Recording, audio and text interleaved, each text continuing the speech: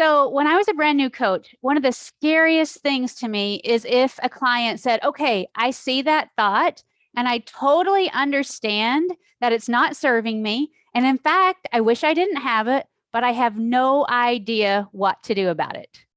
You don't have to answer me out loud, but have any of you ever had that experience? The client's like, yep, you're right. It's not serving me. Now what? That is what inspired this class. I was on another group coaching call and some people were getting coached and they were like, but it just feels so true in my body. And they were totally feeling stuck. And I was like, oh my gosh, other coaches need to know how I overcame this phobia and this fear of it just feels so true. I don't want it and I don't know what to do about it. So I'm going to start out by intellectually teaching you what is happening in the brain when that happens. This is, I swear to you guys, if you take nothing away from this class except for this, if your client or if you yourself can understand what is happening in the brain before you try to change anything, it will be a game changer for your coaching practice. And here's why. When we can understand without the threat of being manipulated and pushed, and I'm going to get to the quote you see on my screen in just a minute that goes right along with this, but if we can intellectually understand it first, it relaxes and calms the nervous system, and we're much more capable of accessing and shifting deeper thoughts. Right now, I'm in the middle of the book, Think Again by Adam Grant. Some of you have probably already read this book, but something that I just went back to yesterday really stood out to me in relation to this class. He says, when we question ourselves, it makes the world unpredictable. I'm just letting people in if you see me pause. And when the world feels unpredictable to us, when we feel like we have to reconsider things that we deeply believe in, it threatens our identity. And when our identity is threatened, it makes us feel like we're losing a part of ourselves. You guys, the brain hates to be challenged when it comes to identity. And you're going to hear me repeat this, and that's on purpose. I'm going to say it a bunch of different ways throughout the class today. The brain hates to be challenged. So let's go dive in. Some people are joining and we'll just let them come on in, but you're here. And so we're going to get started. I want you to know I'm not asking you to stop using the model ever.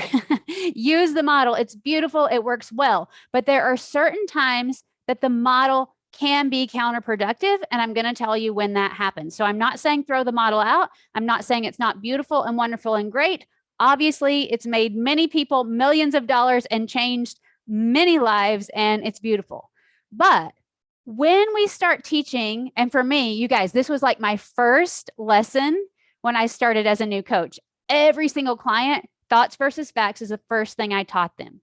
And I still do that, but I'm going to tell you when that becomes counterproductive.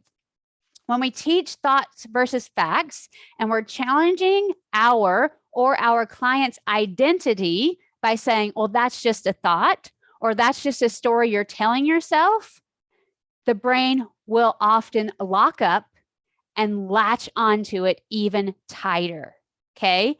And that's happening because of what I just said. Your brain hates to have its identity questioned because it shifts its whole world, right? The whole world we're living in becomes unsteady. And then we try to grasp, we're grasping at straws of how to make things make sense again. So we use this type of work in the model and also CBT therapy, cognitive behavior therapy, and it becomes very, very difficult. So let's talk about it. The brain's primary responsibility is to take care of the body, to protect the body, right? And so that starts manifesting psychologically. So when we start saying, nope, that's just a thought, that's just a story you're telling yourself, the brain literally feels like it's being attacked. And that's when it locks that information tighter and hangs on to it for dear life, okay? So it's going to bring in very similar defense mechanisms that it has if you were physically attacked. And you can look this up. There's a study out of USC, Jonas Kaplan, he's a psychologist there, and he actually has some research about how the brain and thoughts and pieces of our identity go into shutdown and lockdown when we try to threaten and excavate some of the thoughts, okay? The brain processes information about strongly held beliefs differently than surface level beliefs. So we might be working with a client and there's something that comes up that's rather benign. I don't know what it could be right now. Like my kids, right? If they're arguing and I'm saying, you're being so rude right now, stop acting that way. And then, I'm feeling like frustrated and I'm acting in a way that I don't want to be. And then I start becoming rude. You show me the model. I'm like, oh yeah, I see that. And I can usually switch those thoughts out and it works pretty well. I am never going to know which thoughts are going to be wiggled loose easily and which are not for myself or my clients, right? But what we do know is when a client says it just feels so true and I've been coached on this 900 times and I'm feeling shame because I can't let it go, what we can assume in that place is their brain, for whatever reason, is holding on to that information. This is when labeling something thought or fact can completely backfire on us. And it leaves our clients or ourselves even more convinced that that thought is true. I was in the pilot program of applied coaching. I don't know if you guys know what that is, but if you go through the applied coaching program at the life coach school, when you get certified, then you can be interviewed and you can work for the school. And that track is really not about growing your own business. It's about working for the school. I was in a unique situation, and Michelle Burke, who is actually on the call now, was too, where we did both tracks, the entrepreneurial track and the applied coaching track. And one thing that stands out to me is you actually have to coach each other in front of a master coach. And a lot of you guys know Bev Aaron. She's an amazing coach and she's been with the school since the beginning. She's over scholars, or at least she used to be. I don't know if she still does that. So she's like training us, and she wanted to see us coach each other. And a phrase that we kept saying on these coaching calls was, okay, well, that's just a thought. Now tell me what you want to believe. Or that's just a story. And I remember one time we were getting feedback and she's like, you guys have got to stop. And I think she forbade us from saying that from then on. You cannot keep saying that's just a thought or that's just a story, right? And she didn't go in and teach us how the brain works or any of that. I think actually what she thought was it's kind of condescending to our clients to say these deeply held beliefs were just a thought or just a story, right? But I've never forgotten her saying that. And now, with all that I've learned in the past 3 years, it makes total sense why. So here's what you need to know about this. Your subconscious brain is where we're holding the identity part, right? Like all of this intellectual stuff up here is where we can think about our thinking. All this stuff up here, as most of you well know already, is where we can get bigger ideas and we can start to work on goals, right? But down here is where our identity lives. And that was formed all along the way when we were really, really small. In fact, most of us didn't know that we were forming our identity. And the people who were helping us do that didn't know that they were giving us information and pieces of our identity. So it's kind of haphazardly stored down here, right? We don't know we're collecting it. They don't know that they're giving it. And then we live by it. 95% of our lives are controlled by this haphazard garbage in most cases that lives down here. Okay. So I want to give you another way to frame it. So you're Rhonda, if we don't say thoughts versus facts, and by the way, you can say that and you can teach that. But when you find a client who's been coached like 100 times on the same thing, that's where we're going to pull in what I'm talking about today. So here are some other ways to frame it. When we understand that their identity is really just what's been taught and assumed to be true throughout their lives, then we're just talking about your conditioning. Now we're just talking about paradigms. We're not judging you for having thoughts. We're not trying to eradicate thoughts. We're just talking about what's going on in your subconscious mind. And we want to know what's in it because that is dictating 95% of your life. And oh, by the way, your brain would rather frame the world around it to align with what it's always believed than to be happy. You guys believe that?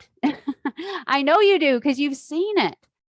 But we've got to know what's going on in here. And if we say, well, that's just a story, the brain's going to seize up on us. It's going to hold on even tighter to these long-held beliefs. And then our client's going to be like, I don't know what to do. I've been coached on it and I can't do it. And you're going to be like, oh my gosh, I don't know what to do. I've coached you on it and I can't do anything about it, right? Now, before we move on from this, I want to explain one more thing that could be going on. And I'm not going to dive into the weeds of this today because that's not what this call is about, but I still think you need to know it because it's going to help you in your coaching. I wrote down here at the bottom, you can see the nervous system response. And I'm going to give you an analogy that I've used before. So forgive me if this is a repeat, but we need to know that the nervous system is a part of our thoughts and feelings. And that's something that we really leave out of the model a lot. Okay. So I want you to imagine that you're with a friend or with a small child and you're out for a hike. Okay. Now I live in East Tennessee and sometimes there are snakes or bears or whatever. And I want you to imagine that you are accosted by a bear and you're trying to protect the person you're with. You're trying to decide, should I run? Should I fight? Should I grab this person? Especially if it's a small child, do I pick them up? Like your brain just going, right? And you're in that fight or flight mode and you're having to figure one out. And I want you to imagine that you escape unscathed and the person that you're with, everybody's okay physically. You make it back to the trailhead and you're in your car, okay? And your coach comes in. Let's just say me. I'm going to slide into the car with you. We're going to shut the door and I'm going to be like, roll up your windows, lock your doors. You are safe. The predator can't get you anymore. And I'm going to say, do you believe that? And they're going to say, yeah, sure. I believe that. Like we're safe in the car. And we could even drive down the road so we're not even close to it. And then I'm going to say, okay, if you believe that and your thought is I'm safe and circumstances, I'm following the model here. Circumstances, bear is not in my immediate physical location. I'm going to say if all that is true, then your feeling should be calm, should be safe, and should be peaceful. If that just happened to me 5 or 10 minutes ago, I am not going to feel in my body, in my nervous system, in alignment with what the model just told me I should. Does that make sense to everybody? When our nervous system is making an association with something we've been through, that could come up again. Now, we talk about this with trauma, capital T, lowercase t, all the T's, right? Sometimes your clients are not going to associate this with trauma. They're just going to be like, it didn't even feel like I had a thought. I have no idea what caused it. It came out of nowhere, just my whole body, right? Those are those subconscious associations with past events. Now, like I said, we're going to send somebody maybe to a therapist for this, or maybe to a coach who processes emotions. I do a lot of emotional processing, not with capital T. I refer all those out, but I do a lot of emotional processing because this is a piece of why somebody might get coached on the same thing over and over and over and really want to believe and feel something differently, but they are really struggling to get past it. So I just want you to be aware of that. I want you to have that on your radar so we're not trying to coach people out of like a nervous system response.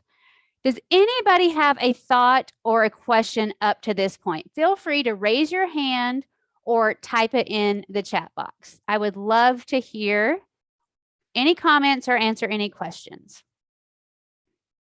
If not, I'm going to keep teaching because I love to teach, but I also want to make sure everybody's with me. Okay. Here we go. At any time, feel free to type in the chat box.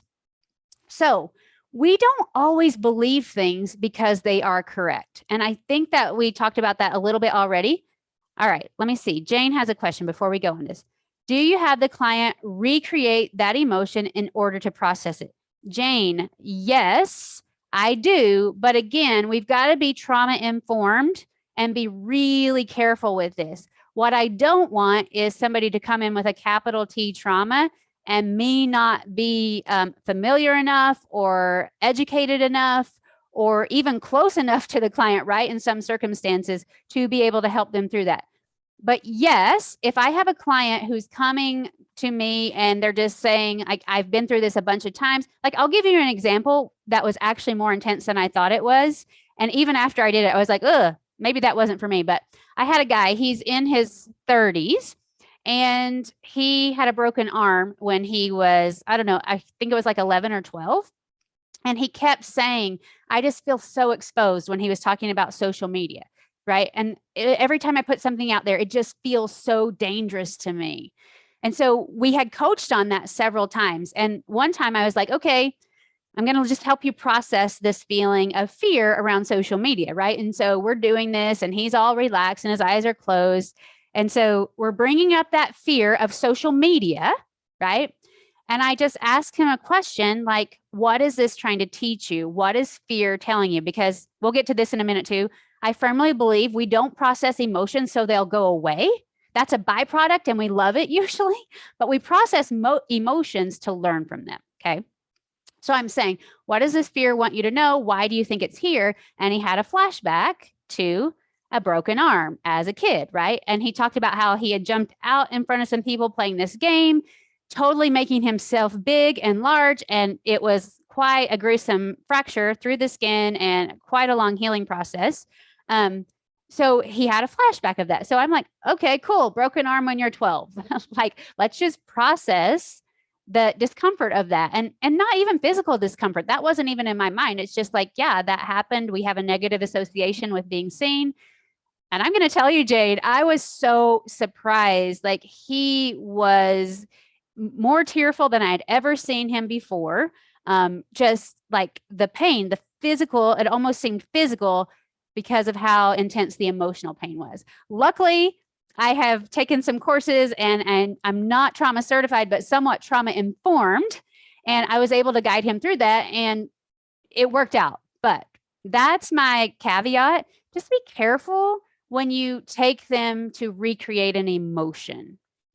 I think that it's a good idea to be familiar with the client. And even in my case, I worked with this client for over a year. And even in my case, it kind of surprised me what came up. So those are some things that we might want to consider contracting, or we can just dip our toe in, right? Like if something comes up that we don't like, if we know how to process emotions for ourselves, then we know how to wrap that up and not take the client further. For sure, you can do that. Okay. So thank you for asking that. And Jane, if you have a follow-up question or if anybody else on the call has a follow-up question about that, please ask it. And I'm going to stop sharing screen and I'm going to give you time to ask questions and come on camera or even get coaching on maybe something that you're working with right now as well.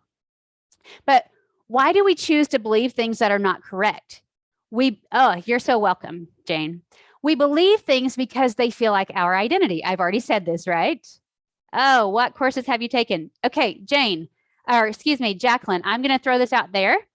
The Strozzi Institute has one, and there are some embodiment courses, and I don't know the name of them. That's my full truth, but I know how to contact you, and I will send those out, okay? All right, we got people coming in. Apologize. So the reason why we choose to believe things that are not correct is because they feel like our identity often, right? And our brain hates to have that identity challenge. I'm probably going to say that 5 more times today, and I don't apologize for it.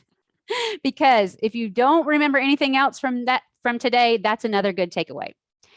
That's why we turn so primal. It becomes survival because we're saying you are challenging who I am. You're challenging how I fit and make sense in the world. And then our brain locks down and we go into that protected survival mode. Okay. And when that part of our brain gets activated, it's really, really difficult to start challenging ourselves. So I'm going to give you some steps. Those are coming up. You're like, okay, we understand it, but how? That's how I always am. Like, get to the next part, Rhonda. Here's what I want you to know first. These steps that I'm about to give you allow you to become more resonant with yourself. Now, I tell people that I'm an emotions coach, and I absolutely am. Like pretty much everything I do centers around emotions. Even today's work, when we're actually talking about thoughts, it's all about emotional work. But what we're really doing is we're helping these clients become more resonant with themselves. And what I mean when I say that is we're helping them understand their patterns. Even if we don't say we're going to change the beliefs and the thoughts that you have, what we're doing is we're helping them understand what's in their subconscious thinking, what's in their programming. How are you identifying in this relationship or in this setting, right? We're helping them to not judge the thoughts and feelings that they have. We're helping them to be able to stay resonant with themselves. Emotional work is all about creating a relationship with yourself. Next thing is it helps you learn to validate yourself. I know that's kind of a buzzword right now, and everybody's like, okay, but how do we do that, right? Like we want our spouse to tell us we're beautiful. We want our students to tell us we're amazing. We want God to bless us, to show us that we're being righteous enough. Like we've heard it all. But what we know is when we can comfort and validate ourselves instead of confront and judge ourselves, that's when we open the door to truly being able to shift and change, right? Like we want to shift and change first, even in coaching. We approach coaching to do this. Hey, let me shift this, or hey, let me change this, and then I'll feel better.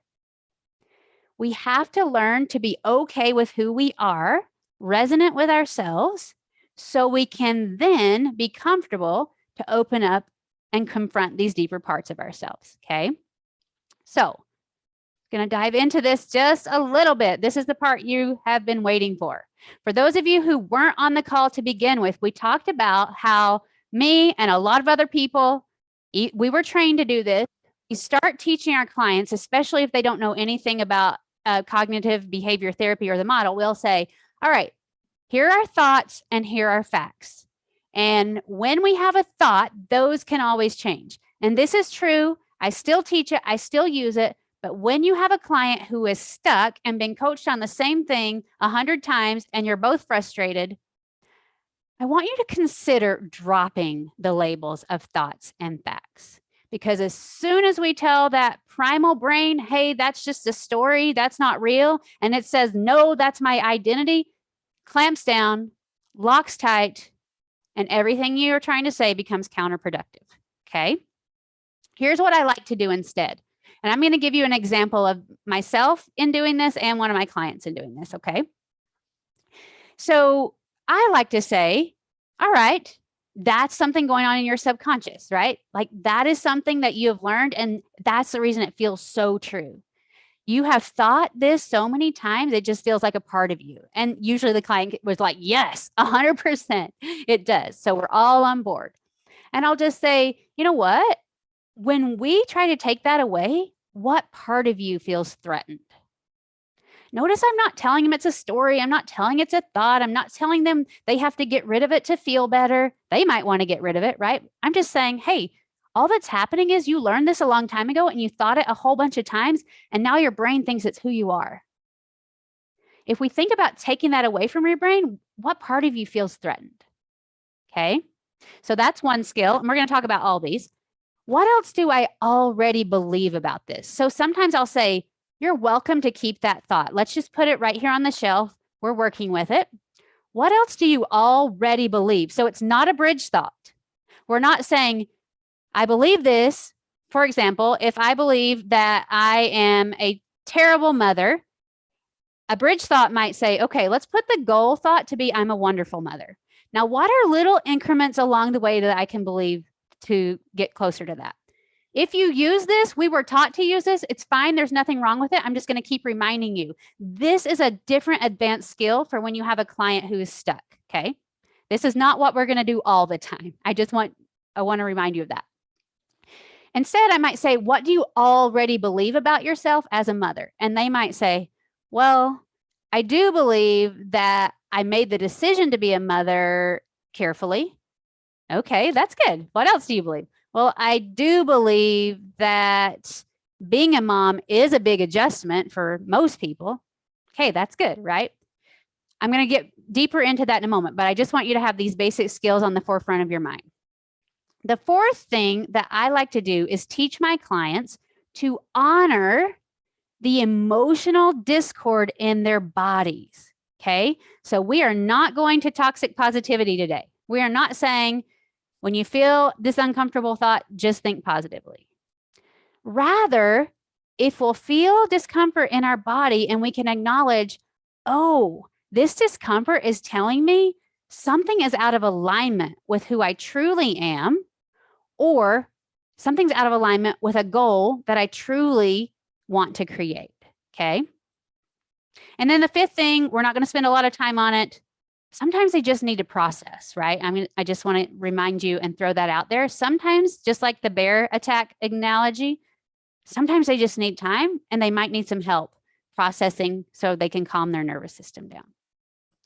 I'm going to throw an example out here to you that's going to make this make sense, hopefully, I think. And it's not a super heavy example. And I asked my client if I could share it, and she said yes. I'm still not going to give you her name, though.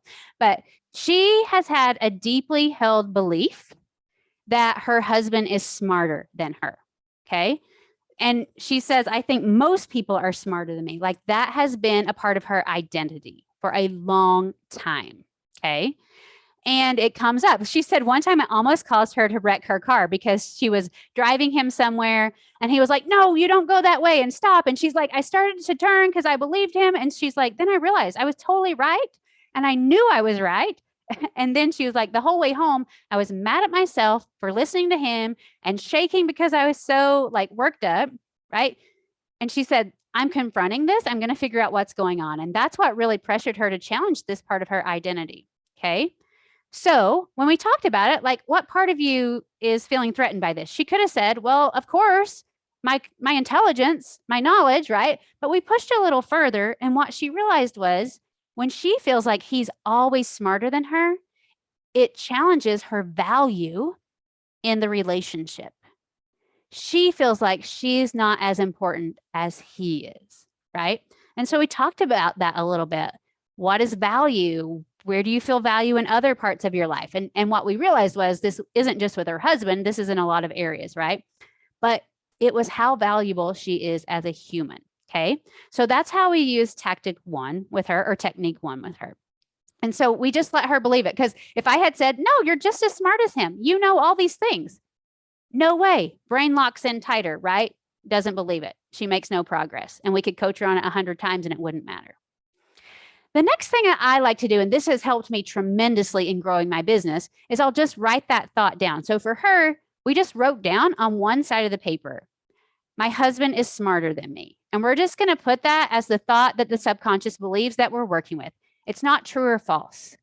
If you can adopt that no sentence in your mind, even if we label them as fact or circumstance, let's just adopt that none of them are true or false. It only matters how they feel in your body. After I stop sharing screen, I want somebody to tell me what they think about that. Like, let's just all start thinking that thoughts only matter how they feel in your body, right? So I asked her, how does that feel in your body when you think that your husband is smarter than you? Now, if we're just coaching there, she'll say, oh, it just feels true. Meh, I've thought it for so long, not a lot of emotion, right? A lot of your clients will say that. But the way we push past that is we say, when you carry that part of your identity into your life, how does it feel? And that's where it opens, right?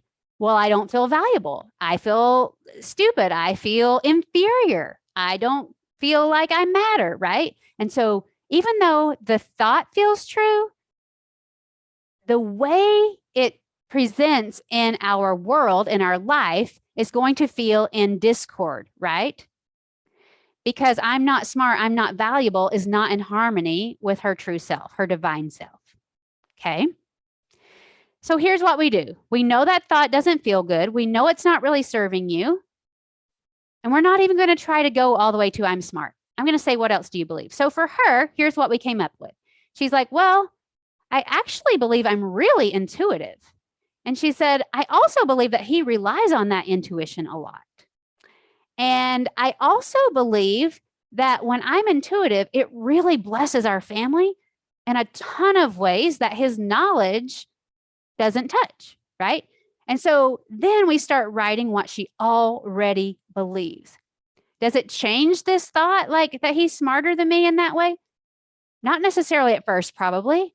But I'm telling you, just by the end of that session, my sessions are 50 minutes. She was a different woman, right? Will that still come up? Yes, probably, right? Will she still have some thoughts about it from time to time? Yes, probably. But in all the times she had been coached on it before, stuck, locked in tight. But as soon as we let her believe, yeah, it's okay. That's something you've believed. That's a part of your identity. Oh, it looks like I'm frozen. Shoot. Sorry about that. I'm freezing over here on you guys. But as soon as we let her see that we don't have to change it, we can see what else is true and what is in more alignment with our true self, our divine potential, our true potential, it starts wiggling and she starts opening. Which leads me to my next point. Anytime you're thinking thoughts that feel yucky in the body, it's probably a sign that you are thinking something that is not in alignment with your true value and worth as a human. Anytime, right? It could also mean like the pain, something needs to be healed, and the nervous system. That is true too. But aside from that, like when we're having low vibration feelings in the body, it means it's just a signal. It's just saying there is something out of alignment with the measure of your ability, your potential. Something out of alignment with the desires you have to put your value into the world. Okay. So we've been taught that emotions are 50-50. We've been taught that, most of us on this call, right? And we think that means about 50% of the time you're going to feel positive and about 50% of the time you're going to feel negative. I just want to reframe this for a moment and give you a little bit of a deeper way of thinking about it if you choose. Okay. When we pick up an emotion, it's like picking up a stick, and I'm using my pen and I have a virtual background, and so it's going to look a little bit weird. Actually, I'm going to stop sharing screen if that's okay. And then here we go. I'm going to try to see you and try to pin my video. Sorry about that. Here I am. I want you to think about emotions as 50-50, like we were picking up a stick. And so let's say this is that inferiority emotion that my client talked about.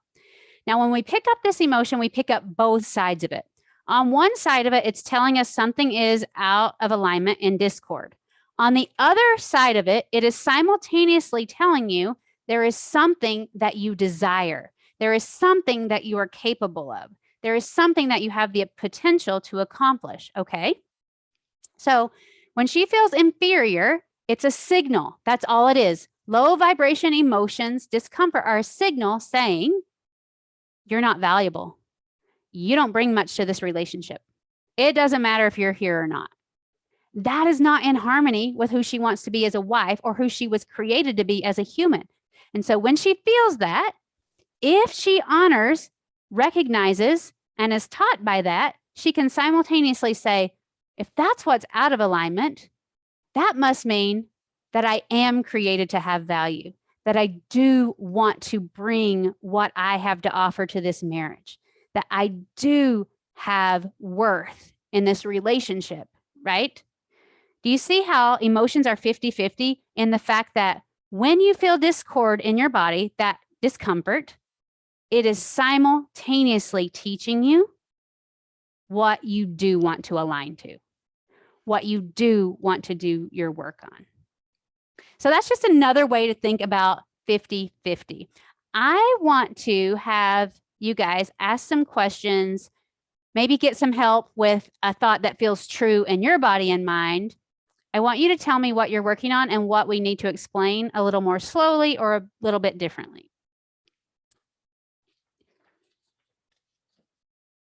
Whatever questions or thoughts you have, I promise it will help others. So just feel free to unmute yourself or type a question in the box. Hey, Rhonda, I'll speak up if that's okay. I would love for you to. Yeah, so I have a client that I've coached for quite some time now, and every time I think we're making progress, she'll bring the very same issue back to the session. And she and her husband have both been raised, so been conditioned to believe that it is the woman's job to service her husband, to be that person to provide for all of his needs. They both deeply believe this, and it's incredibly painful for her. And so I'm just curious to know, like, for you, how you would approach that. We do a lot of work on her personal thoughts about herself and all of that. And like I say, we get to the end of the session, things seem to be really good. She feels very positive. And then the next week we're right back. So it's just interesting to me. It seems like there is some trauma there that she's had, or is maybe, I don't know. Anyway, I'll just defer to you. How would you approach that? Okay, so it's tricky because I don't know her. I'm going to say this. So Mhm. you take whatever I say and decide, yeah, that's helpful, or no, that's not. Great. So here's the thing. We know that 95% of our brain is ruled by our subconscious, right? And Mhm. your client is saying this is a deeply held belief, not only by me, but also by my husband, who's reinforcing it as well every day of my life, right? Mhm. And we know we memorize thought, feeling patterns, and we wake up and repeat them. And especially if we don't interrupt them, right? Like if we don't consciously call them out through the week and interrupt them, we're going to keep repeating them. I want to explain something that I've talked about before, but I think it fits here, Jane. So, my oldest son, super afraid of snakes. He blames me for it. When he was about 7 or 8 years old, a snake got into the house we were staying in. We were out in the country in a big field, and I piled up a bowl, and you could see the snake through it because it was glass, and all these books on top of it. I ordered all the children, stay away till dad gets home. Do not touch, like, because I was freaking out, And I apparently implanted trauma into him. I totally believe that it's lowercase t trauma he does have. But here's the thing, right? Like when he sees a snake, there's no thought about it anymore. It's no like, oh, there's a snake. Remember when mom did that when we had that house, when we did this thing? That's probably why this is happening. It feels like a reflex. Okay. And a lot of people would say if you're walking down a sidewalk and a snake slithers across and you jump, wah, that is reflexive. When I have taught this before, I have a slide in my show that shows these little Indian children, and they have snakes, cobras, like all over them, like literally all over them. And they are not afraid of them at all. When you almost jump on a snake or step on a snake and you recoil, that is not a reflex. That is a thought feeling pattern that you have learned so well. By the way, we're so grateful that our brain does that. That's how we brush our teeth and drive to work and take a shower without exerting all of our mental energy. But it almost feels reflexive. And I'm curious, Jane, feel free to offer some more information, but I'm curious if that's what's happening for your client.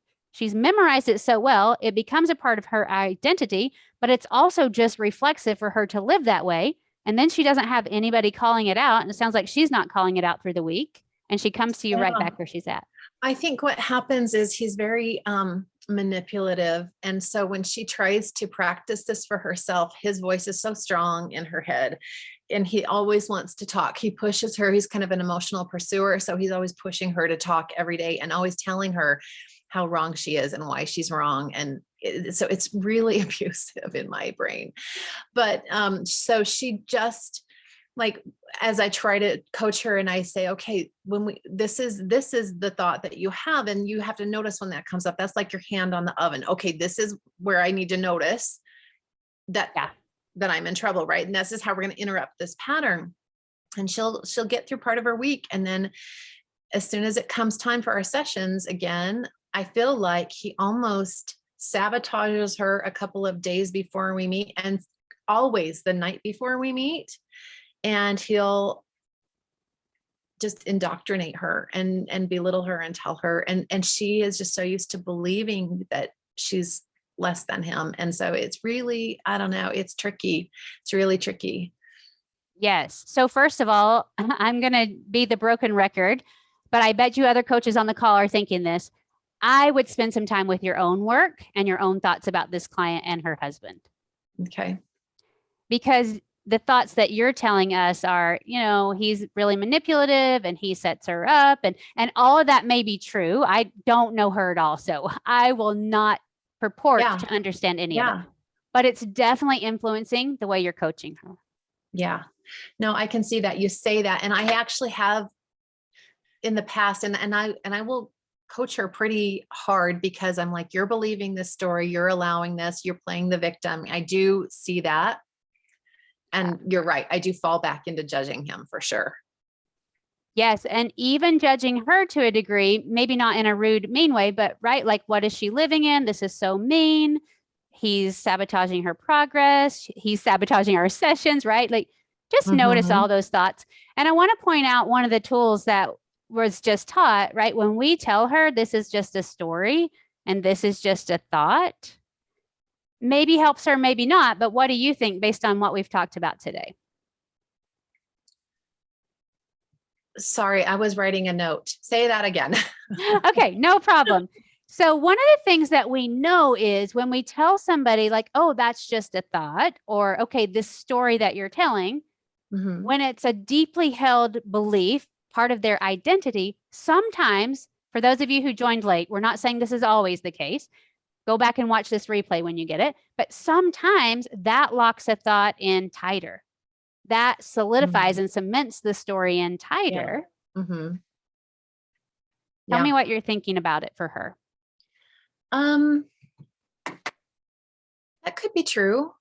That could be true. That certainly, I think it's like when you tell yourself, don't think about an elephant, don't think about an elephant, kind of that same thing. Like, I'm going to think about an elephant for sure. And so that very well could be what's happening for her. But I totally appreciate you showing me I'm in the pool on this one, because it's probably some work I need to do on my end to coach her more effectively for sure. Yeah, try some of the tips and techniques. Go back and rewatch this, and I'll probably do a little summary. I'll send it out an email. But when somebody is not responding to the way we typically explain thoughts, facts, feelings, 50-50 emotions, why don't we try teaching them how the brain works and taking it from that perspective? Some of you on this call have coached with me before. And when somebody is stuck in a thought, if I can say, hey, I'm not going to coach you right now, I'm not going to try and get you to believe anything differently. I'm just going to intellectually show you what's happening. I'm going to show you how the brain works. And then I'm going to let you decide what you want to do with that. Right. So many times that's where their body's like, ugh. And it changes everything for them. Right. Okay. And even for your client, like if she wants to stay married to somebody who says and does the things that he does, why don't we just give her permission to do that without having to change a thought?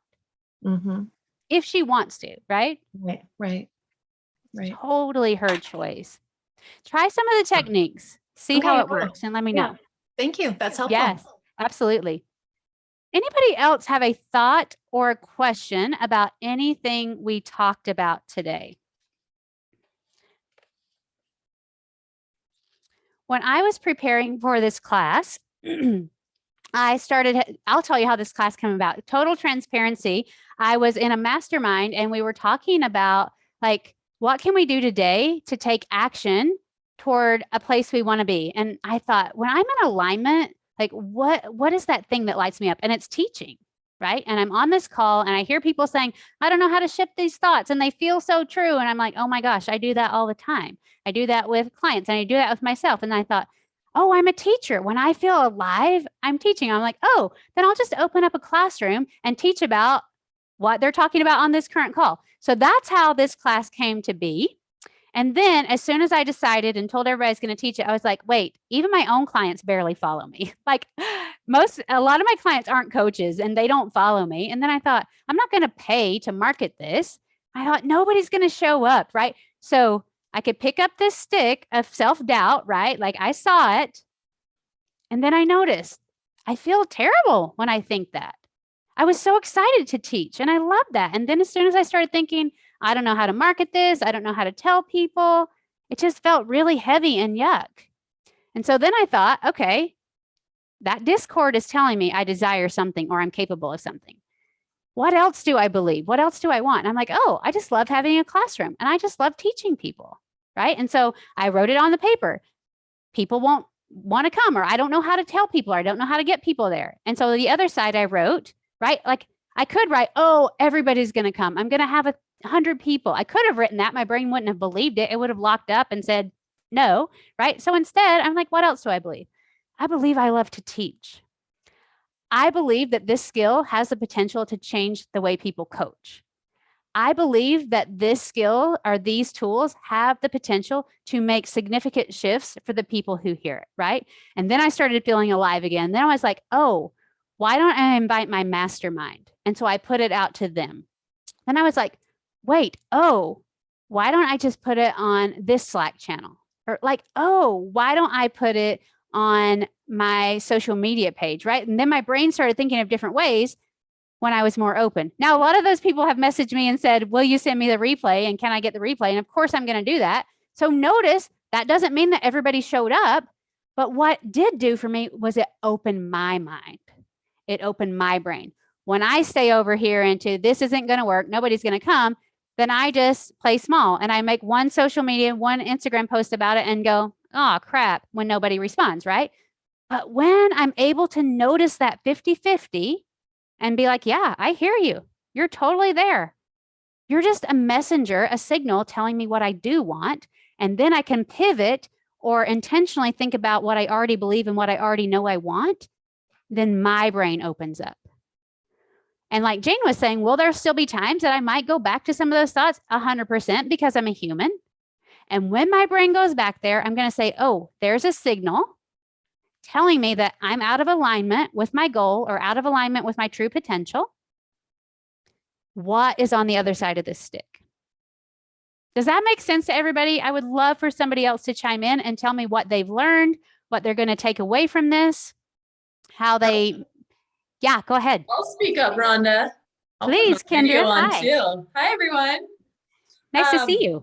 I know. Okay, so I'm loving all this so much. And I just wanted to share an example from my own coaching that helps solidify exactly what you're saying. Because Rhonda and I talk quite a bit on Voxer. So we're always talking about these things. And when she was sharing a lot of this, I implemented it. And I had a client who has been divorced. Her son is 15, and I think they got divorced when he was 3.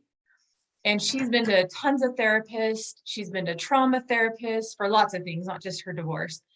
And when she came to me, the story that she was telling, as we use those words, was like, I failed my son. I didn't give him the ideal situation of a mom and dad at home and all these things. And because I was like practicing these things, I stopped trying to argue or like talk her out of that thought. Like, it was just like, okay, so you feel like you failed. And what do you think about you failing your marriage? Like, we kind of just didn't argue or like try to point that that's just a thought and all these things, and let her have a thought about that thought and belief she was having. And it was like this major breakthrough. She's like, well, I don't think I failed him in everything. I do believe I failed him in this. And it's like, she didn't want to be talked out of that, but she's like, but I also feel like and it was like, you could see the relief in her whole body. So it was like the same thing on the pen, like there was there, but it's like, she could then see like what else was true. It was like, but I haven't failed him. And I mean, years and years of therapy, she just needed that, like, of what else was true. So I just wanted to solidify what you're saying too, and give an example of that.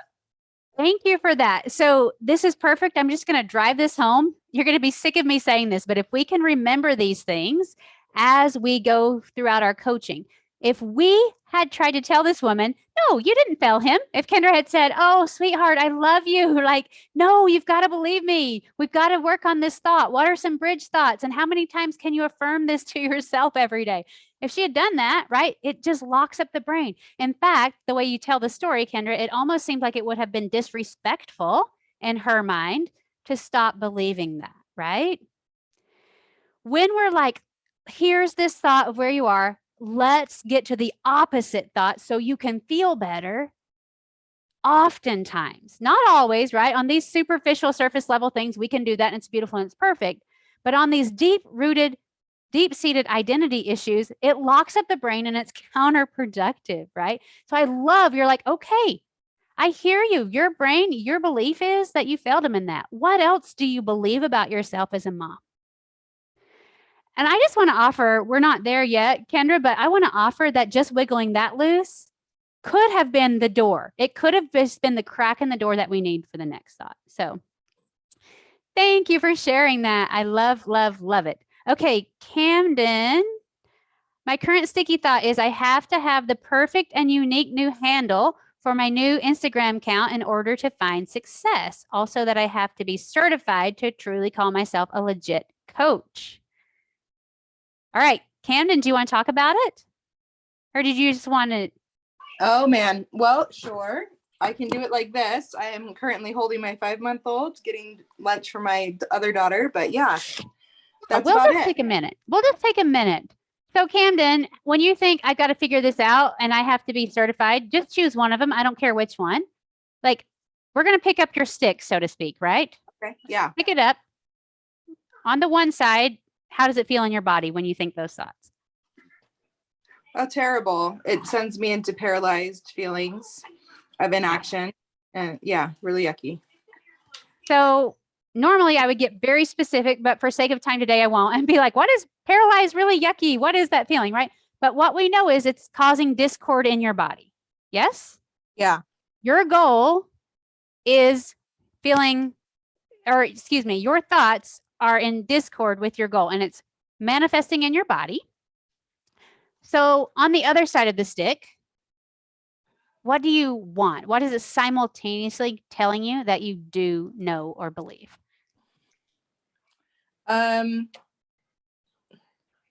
Well, that it doesn't matter. I chose the name thing, for example. It will go with either, but the name one, for example, that it doesn't it's such a little piece of it. Half the time we don't even remember the handles of the people that we follow, right? Yeah. And that getting caught on that, what that is that's a boulder in the way of what I really want to accomplish on that new handle and with that new platform, which is a very, very strong call to do something really important and Boom. that I believe in. Okay, so I want to show you, like, there are a lot of things on this other side. Camden's like, well, I actually already believe it's not really that important. And I actually already believe that oftentimes we forget. But if we could add a weight system, I'm not sure. I'm going to check in with you, Camden. What I think is actually on the other side is you have been called to do this and to show up and serve people in this way. And you deeply believe that. Yes? Absolutely. Yeah. Yeah. So, That's why these thoughts over here feel so icky and paralyzing, because they are causing discord between, oh my gosh, I got to figure this out. And I have been called to do this. This deeply matters to people in the world, right? yeah. And so then the pivot becomes, what are we going to focus on, right? We use our tools. I'm not just saying like, oh, do a quick thought switch because I just said that doesn't work, right? But it is, now I know what's coming up. And we use those tools that I explained earlier in the presentation. Yeah? Perfect. Other thoughts? Yeah. No, I think that that's really good. You know, I can feel that. I'm excited I had to hop on a little bit later, so I'll go back and review those. But that is precisely what it is that it's causing such discord in my body because I feel such a pull to do it. And if it wasn't so important to me, then it wouldn't have that big of a conflict. Yeah. I want to challenge everybody on this call. When you feel a low vibration, uncomfortable emotion in your body, instead of saying, oh, that means I suck and I can't do it, I want to challenge you to consider that it means that you were made for more. That the thoughts you're having are not in alignment with your potential. Just consider thinking about it and evaluating, right? Because oftentimes we make it mean that we're the worst and we can never get over it. And I want to throw out one more thing here. We talk about the BARF club sometimes, especially if you're a part of the life coach school community, or a lot of people talk about, like, when we accomplish big goals, we get to join the BARF club and we think of that as a good thing. While I agree that when we set a big goal, almost all of us are going to feel anxious, I still want to offer that when you're feeling anxious or self-doubt or whatever, it's still because your brain hasn't caught up to that desire, that potential yet. And it's saying this is going to be hard. You don't know how, right? Now we have tools like the model and processing and everything we've talked about today to manage that. But even when it's discomfort that we choose to sign up for, it's still because our brain is telling us we've never done this before. It's scary. It's hard, right? And that's okay. We don't have to eradicate that. We just have to understand, oh, like, that's normal for this to come up and it's in discord with my potential. And I'm willing to feel that and work through that while I accomplish my greater desire. Thank you for bringing that up. Jacqueline says, I love the idea of asking, if we let it go, what part feels threatened? Yes, not even only for coaching, but for me, 100%, Jacqueline. And she said her sticky thought is nobody cares, and I don't have the personality to make this work. Man, we don't have a lot of time to jump into it, Jacqueline, but I would offer on this one side that discord, right? Like I would offer, figure out how it feels in your body, and that is just a signal that you really do want to create something big, that really you're given divine talents and unique qualities that will allow you to help a lot of people. Or it wouldn't feel so crappy in the body. If we thought, oh, I'm not capable of doing this, I don't have the personality for it, and we didn't want to do it anyway, you would have no uncomfortable feeling, right? If you have a desire to do something, it's because you have the potential to do it. And if you have discord in that, it's because your self-talk is not lining up with your goal. It's focusing on what you feel like you can't do. Perfect, perfect. Laura says, I'm loving this, just taking it all in right now and processing it. Definitely seeing how this is true in my life and thinking about it with my clients. You're so welcome. Let's see. So good. Thank you. Oh, I love you to go. Will you please explain the stick again? Yes, Caroline. Thank you for asking. So when we pick up a stick, we have to pick up both sides of it, okay? And this is another way to think about emotions are 50-50. Maybe that's what confused us. So sometimes we think about emotions as half the time we're going to feel positive and half the time we're going to feel negative. And that is a really good way to think about it. But we can take that even a little bit further and gain a little bit more insight from emotions being 50-50. When we pick up the stick, we pick up both sides. On one side of the emotional stick, it's feeling really negative and really uncomfortable, right? The reason it feels negative and uncomfortable is because we're having self-talk or some trauma-related things. It could be either, but I kind of separated that today because that's not what we're talking about. But we're having self-talk that does not align to our potential, our desire, or our goal, right? So maybe after some of those examples, it makes more sense. But when we feel crappy in our bodies, it's just telling us that there's something over here available to us that is not aligning with our thoughts right now, right? So 50% is telling us what we don't want, while simultaneously giving a signal to what we do want. Caroline, if this makes more sense, we can think about it as the law of polarity as well. So universal laws, the law of polarity tells us that anytime we feel a lot of discomfort when something is frustrating or troubling, it has equal potential to cause us that much joy, happiness, and success. I don't know if you're into universal laws or not, but maybe you could look that up. Let me know if that answered your question. We're right at time here, but I want to make sure that I can help everybody on the call as much as possible. Yeah? Okay. Feel free to email me. Also, if you go to my Instagram bio, you could find the link on my website to get on my schedule. If you just want to ask questions, you can even write in the consult notes, like, this is not really a consult, I just want to talk to you. I actually will be more than open to do that. So if anybody wants to get on my calendar, go to rondafart.com and you will find my schedule. Also, there's another freebie that's a 4-part series. Those of you who haven't watched that, I go into a lot of detail about how the brain works with goals, how we use our emotions to heal, but also how we use our emotions to create. So I highly encourage you to email me, go to my website and grab that as well. All right, friends, thank you for joining me. Mwah. It's been a pleasure to have you here.